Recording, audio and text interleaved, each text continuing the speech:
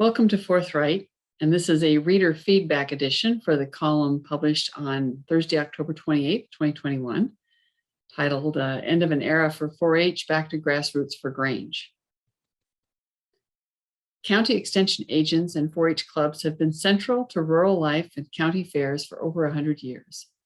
That era may be ending as volunteers wake up to the increasingly woke programming out of Washington State University Extension. 4-H describes itself as the nation's largest youth development organization.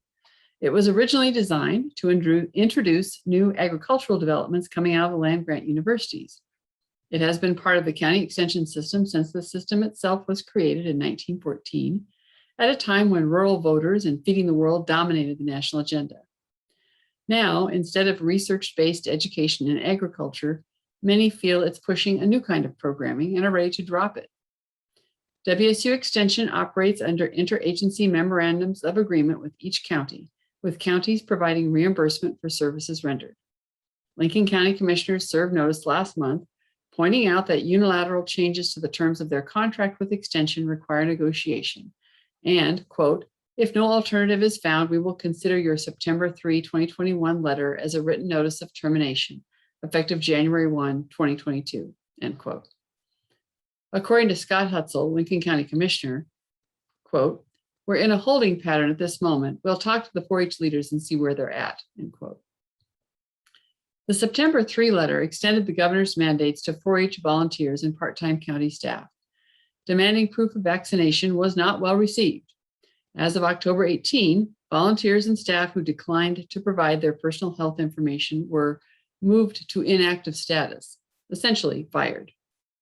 But it would be wrong to interpret the split as just another vaccine-driven debacle. This is about a university insisting there is, quote, no indoctrination or even favoritism for a particular worldview, political affiliation, or interest group, end quote, while at the same time blindly promoting a progressive worldview with its favorite causes as if they hold no seeds of cultural controversy.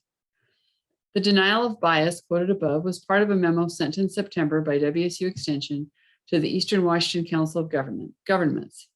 It was signed by Vicki McCracken, director, and Michael McGaffney, assistant director of WSU Extension, on behalf of the university, and addressed to Wes McCart, Stevens County Commissioner and the current chairman of the EWCOG. What 4-H volunteers circumspectly describe as that weird stuff out of WSU had been called out directly by McCart as support for critical race theory-based training, the Black Lives Matter movement, and the LGBTQ agenda. The university's worldview accepts these phrases uncritically. Other worldviews see critical race theory as perhaps useful in law school policy analysis, but not useful when translated into telling a 4-H club in tiny Ralston they're too white and must have more ethnic diversity in the club. That's not a realistic conversation in a place listed for tourists as a picturesque ghost town. But it does have an active Grange, according to former 4-H parent Janice Dennis, and Grange might be a solution for disillusioned 4-H parents and volunteers. Quote, it would be great if we could see some of these Granges around Eastern Washington come back to life, said Dennis. Lori Matlock, manager of the Northeast Washington Fair in Colville, agrees. Her concern is for the kids who would lose the opportunity to participate at the county fair if 4-H fades.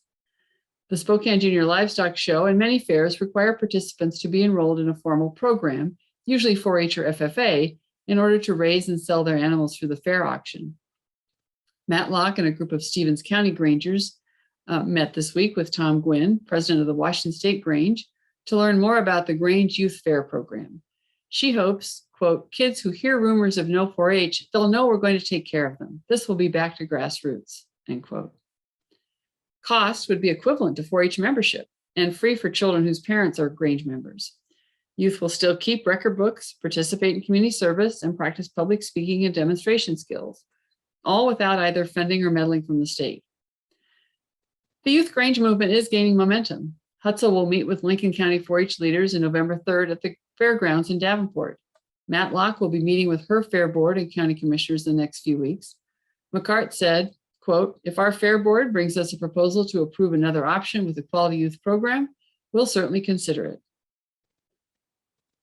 Tom Gwynn is also a board member for the 4-H Foundation, a nonprofit supporting 4-H programs. We're not trying to take members from 4-H, but to provide choices for families, said Gwen. Washington State University has lost touch with its base, and it may lose even more in the coming weeks as county commissioners develop their budgets for next year and parents make choices. That was the end of the column. Did get a lot of commentary, lots of shares among those who have been involved in 4-H for a long time. But let's start with an email from one of my favorite cordial liberal correspondents. From Teresa, it literally boggles my mind when I hear folks fussing about getting a life-saving vaccine, especially farm ranch folk whom I had always assumed had tons of common sense. Dumping 4-H over a vaccination, I feel like I'm in an upside-down world sometimes. Well, Teresa, you're not upside down, but seeking an alternative to 4-H isn't really about vaccines, it's about boundaries. I sat down with Mike Gaffney, the assistant director of WSU Cooperative Extension, today, November 2nd, for a follow-up conversation about the column. He's aware of the gap between the university environment and the communities they serve. WSU Extension has found itself navigating cautiously in the middle. And as Mike said, one of the strengths of Extension has always been our connection to the community. There's no question that WSU Extension's anchor points, as Mike described them, are valuable for any community. Research-based positive youth development programs and opportunities for everyone are a good thing. The one correction he wanted to make to the wording in the column as published was to emphasize that the vaccine mandate was not coming from WSU Extension, it was coming from the state and applies to all state agencies. And he's right. Governor Inslee's mandate proclamation simply provided a sharply defined line after several years of fuzzy lines and gave people a place to say no. In the column, I referred obliquely to that weird stuff out of WSU. That weird stuff is the ongoing clash between diverse worldviews. The weird stuff is the source of the fuzzy lines that have also been crossed.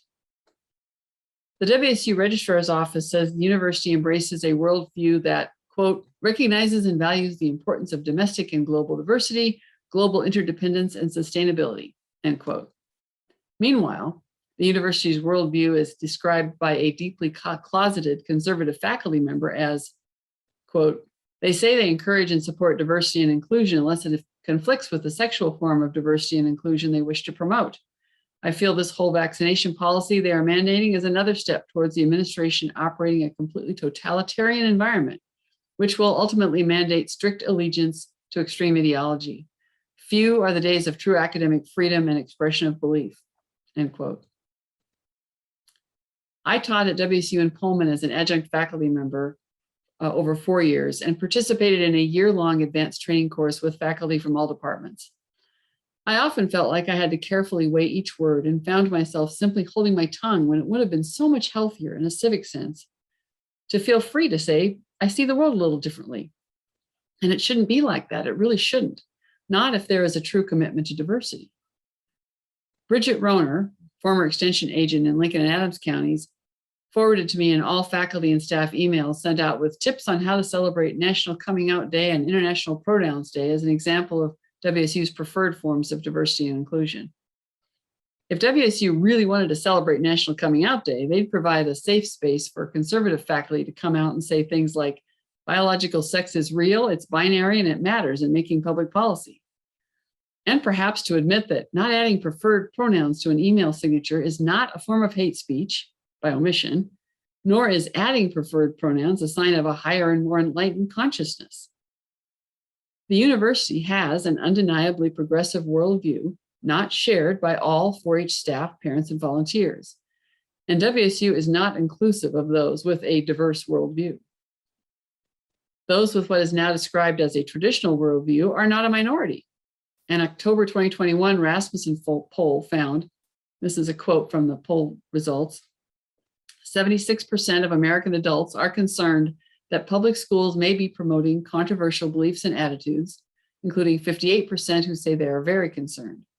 Only 21% are not concerned about schools promoting controversial beliefs.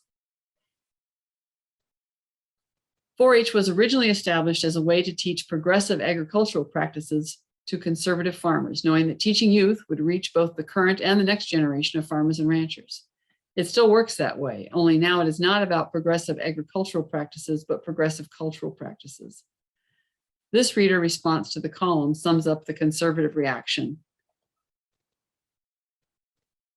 Reader feedback from James said, the 4-H and other traditional conservative repositories were bound to be impacted eventually by progressives determined to remake and rebrand America. The democratic, capitalistic, faith-based foundations of our land and anyone who subscribes to them are seen as a cancer to be eradicated violently if necessary. I applaud the Grange for its intent to give the 4-H a new home, but it should be seen as a stopgap to the problem of remaking and rebranding America. What stops the Grange from becoming the next target of the progressive agenda? Only time. And from another reader, reading it here because it is nice to get compliments, from Patrick, within your limited space, you communicate the situation, the players, and the potential consequences. While I find your tone polite, you do not pull punches or shy away from facts that might embarrass or expose the participants. Thank you, Patrick. That's the tone I'm going for. It is possible to have firmly held beliefs and at the same time truly embrace diversity and choices. That's what the 4-H volunteers in 20 of Washington's 39 counties who have reached out to the Grange for information are looking for.